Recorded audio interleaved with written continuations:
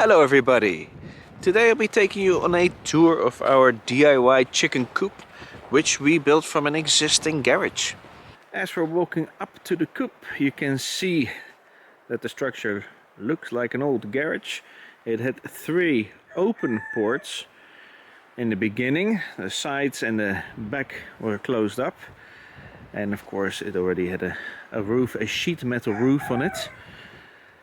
This open bit here has a very old tractor still standing in that the previous owners used as spare parts. So I would love to take that out of here one day and use it either as an extra room for the coop or perhaps for maybe storage of wood chips, because we need to keep our wood chips dry somewhere. It would be nice to have a huge pile of it that where we can just take from anytime we need it. The second port, we built our entrance. All the wood that I've used for the coop was already lying here. It was actually lying in this part of the garage. So it was a huge amount of wood and I have not had to spend any money on that. All the windows in the coop are repurposed windows. This one was from an old tractor that I found lying in a barn, and that one was also reused. This part of the coop is actually the coop where the chickens roost and sleep at night, and also where they lay their eggs. Yeah, well, let's go inside. So we do have electricity coming from the barn to the coop, so we have a light that I have installed here. And on the right side we have our nesting boxes where our happy hens will be laying lots of eggs. We're getting about 7 a day right now, so that's going very well at the moment.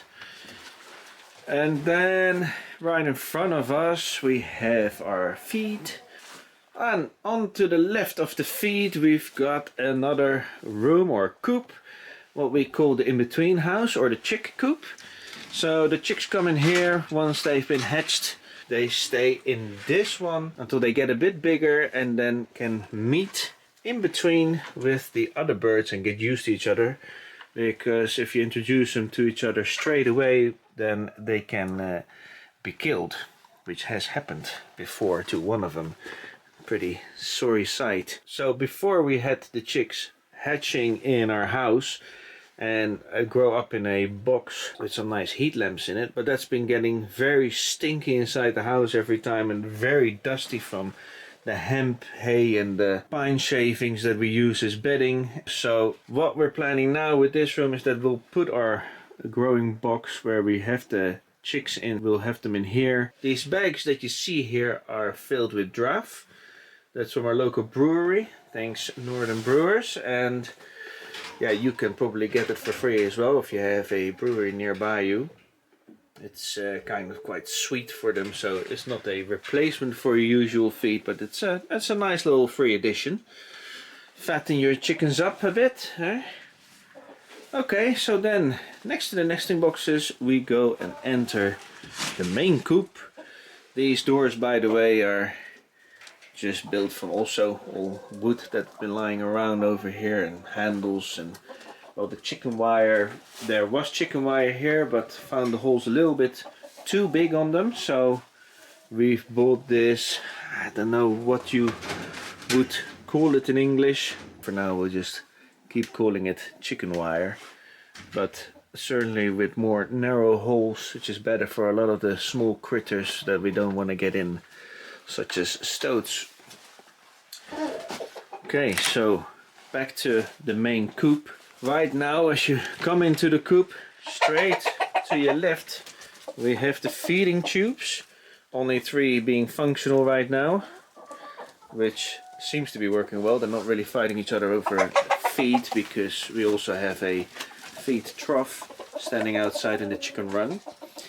However, what's not so useful about this is that when I'm preparing all the feed outside here, then I take that bucket which we prepare the feed in, mix it up, I take it, bring it inside, and the chickens go nuts over it, and they stand in the bucket while you're trying to put the feed in the tubes. So the best thing really would be to make some holes at the bottom through which then I can poke the tubes ends through and have the main tubes on this side of the wall, so that I don't even have to go in the coop. I can just pour the feed right down the tubes on this side. Should be fantastic. Then here, another repurposed window, give the chickens a bit more light. This is basically the feeding and water area. I see now that they've just run out of water. It's a good thing that, yeah, okay, they're eating snow at the moment, so that's good, they're not going thirsty. This one I built a chicken water heater for. So it's basically a box with a bit of insulation on the inside of it, and a heat cable that goes into it with a thermometer on it, so it recognizes that it has to go on when it's going below freezing temperatures, and a metal plate on top, and it's been working absolutely amazing. I've hardly had any frozen water. When it went below -20, then perhaps you got the frozen water up here, you know, still hanging about, but anything below that will melt and go and give them water. So that's been quite nice, not having to give them water every day, and especially when it freezes on the cold days, you'd have to give them water 2 times, 3 times a day. Okay, so as we come from the water and feeding area, we'll go into the chicken run. And so straight in front of us we see some swings that I made. However, I've ever hardly seen any chickens on it, so I'm thinking of just taking them out and replacing them with some more little fun ramps or something for them. Some kind of little things they can climb in and sit in, because they do love to do that. As you can see here, I've already got a whole bunch of bars that they can stand on and sit on and just be a bit out of each other's way. It's nice for them to have space. There's a little feeding trough, and yeah, the bedding in here is all wood chips and some hay. The hay doesn't really work well for soaking anything up, but the wood chips work magic, so they really take away the smell and soak up all their poo, which is quite nice. Yeah, then here, this chicken run does have its own door. There, bang my head, it's quite low, the ceiling. The chicken run does have its own door, so that's quite nice, that I can close that on when it's really stormy days or absolutely Baltic freezing days, that I can just close this up and they can stay inside a bit nice and cozy together. On the even really more colder days, I really shut the little chicken coop hatch there. If it's below -30 degrees Celsius, that they can stay inside and safe and hopefully avoid any frostbite. But so far we've had not really had any problems with that. Back to the chicken run. This was my first project that I ever did, and so you can see that in some mistakes that I made, such as this beam going across that I put, well, what would you say, horizontally? No, it should have been vertically. Don't know how we would say that, but it's done wrong. And if you look down the way, you can really see how it's being bolted down by the roof. So I've had to put a few supports in so that it doesn't all collapse, especially with the huge amounts of snow, of course, that we get here. The sheet metal we had to buy. There's not too many plates. I think it was, what is it, 4 or 5 plates there. And the fencing around. In the beginning we actually just used this dog fence, but as you can see, that has really big squares in it, and so small birds can escape and small predators can come in. And this is how we lost several of our birds in the very beginning. We lost 3 of them because stoats, or you know, the weasel family, could come in and murder our chickens. Not so ideal So what we did afterwards was completely cover the rest of the fence with chicken wire as well, which so far has been working fantastically. We had no issues whatsoever, but I would like to take out the dog fence, since we do want to get dogs in the future, so that I can use it for its initial purpose. And we also want to extend the coop that way, so that they will have an area without a roof, but I will cover it all the way with chicken wire to keep it protected from predators, especially out there from the sky, from hawks, and so that we can give them a little bit more free range, because right now they are still quite cooped in a way, even though they do have a lot of space. If anything I would have changed about this roof, it would have been that I would have bought the see-through plastic roof. Of course, this sheet metal is going to last way longer, and to be honest, 6 months of the year you wouldn't be seeing through that plastic anyway, because it will be covered in snow most of the time. But in the summer it will be quite nice. I don't know, I'm a bit undecided about it. At the same time, it also blocks the sun, and the biggest challenge for these birds does seem overheating rather than the cold. So perhaps it was in the end actually a good choice, because it does then block out the sun and give them a lot of shade. Well, as you can see, they're happy. They're not fighting each other anymore. It's quite calm in here. We took out a lot of roosters recently. I think we've got about 7 left. We want to go down to 3. So far things seem to be going really well. Well, then on to the coop where they sleep. So we're going back in here. The feeding, watering area. That's where we came from initially in the beginning. So this door we also made from repurposed wood. The hinges, the logs, the door handles, everything was already lying around. So nice and cheap. This chicken door hatch, whatever you call it, that we got on Amazon, but it did come from America. I couldn't find anything here that was exactly like this system. The reason why we got this one is because a lot of the ones that are made locally or in Europe, they got good reviews, are ones with wires going up and pulley systems that keep the doors going open and closed, and I don't know, it was just too much for me going on, whereas this one is just that, you know, and you put some batteries in it and you set it to whether you want it to be open when the sun comes up, or whether you set it on a timer. It's just simple, and you know, I like to keep things simple. If anything I would change, and it certainly needs to be changed, is that what I should have done is have this elevated from the ground. It should have been up there with a ramp going up to it, where then the chickens can come out. Because now, as you can see, the whole door is getting blocked every night when it wants to close by all the wood chips and other stuff that is in our deep litter inside the coop. So that is really not so ideal. Okay, well, we can have a look inside where they sleep and lay their eggs. Hello, chickies. Okay, well, there you see the roosting bars.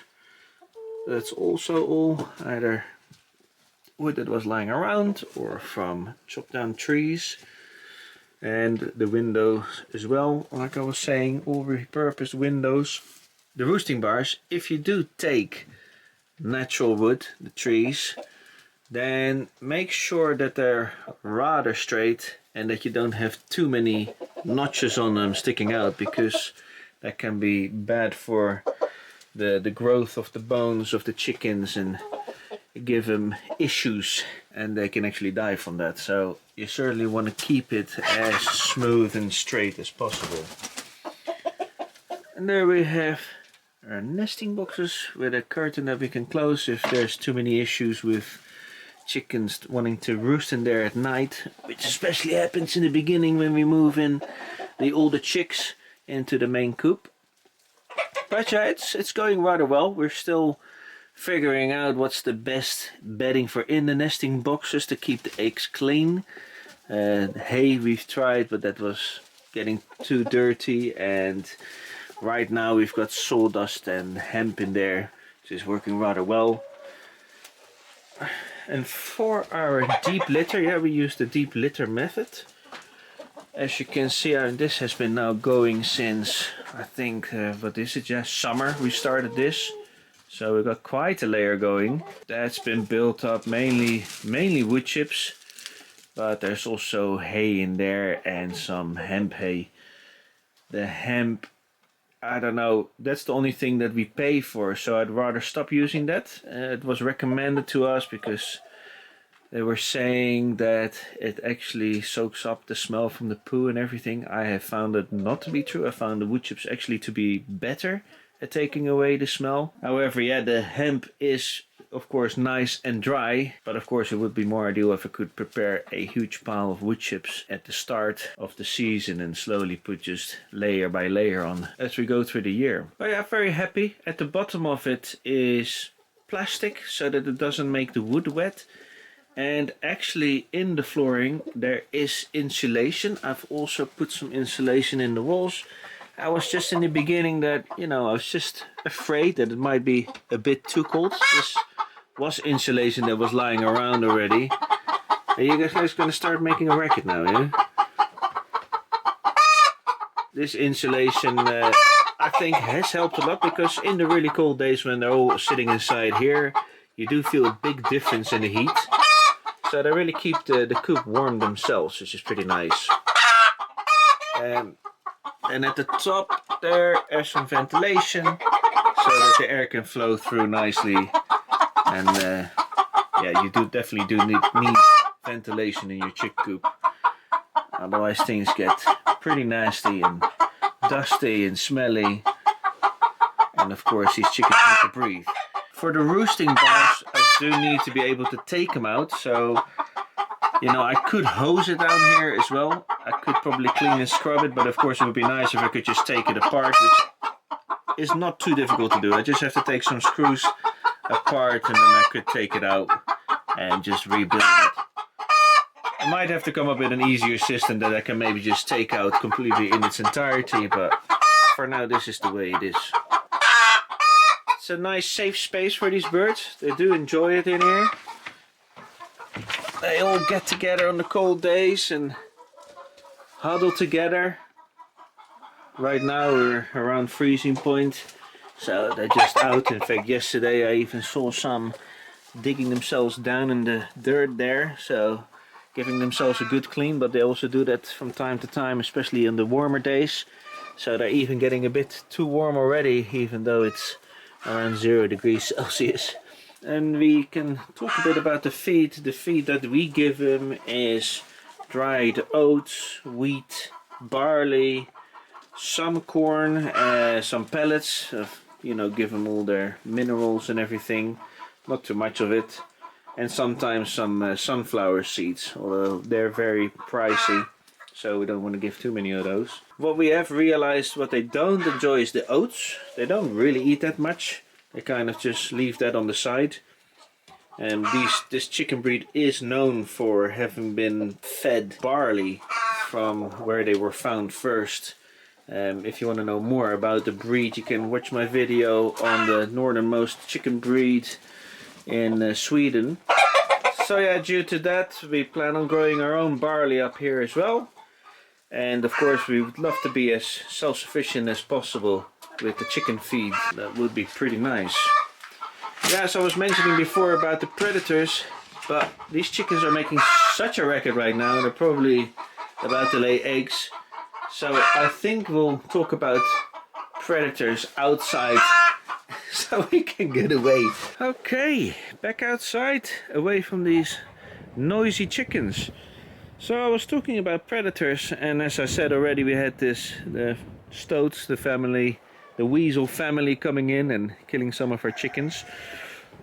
And then we also got a fox, or several foxes, roaming the area. They would love to take some of our juicy chickens. We also have a cat ourselves that would also really like to play around with them, I'm sure. And yeah, then there's also things like a lynx and bears that could come in, but I don't know. I mean, if a lynx might be more happy with our sheep that are on the other side over there. And a bear, yeah, a bear could certainly destroy this. I mean, we built a fortress here. It is super sturdy. However, a bear, of course, if they are hungry or angry, they can destroy this easily. But bears would really up here only do that if they are desperate, and we are surrounded by berry fields, so there's really no reason for bears to get hungry and desperate, to be honest. The only cases that people have been hurt really here in Sweden is when they happen upon a bear by accident, whether they're in hibernation or with their cubs, or if they're being hunted. Actually, hunting bears is the most dangerous, because then of course they're being threatened, so they'll get the most aggressive.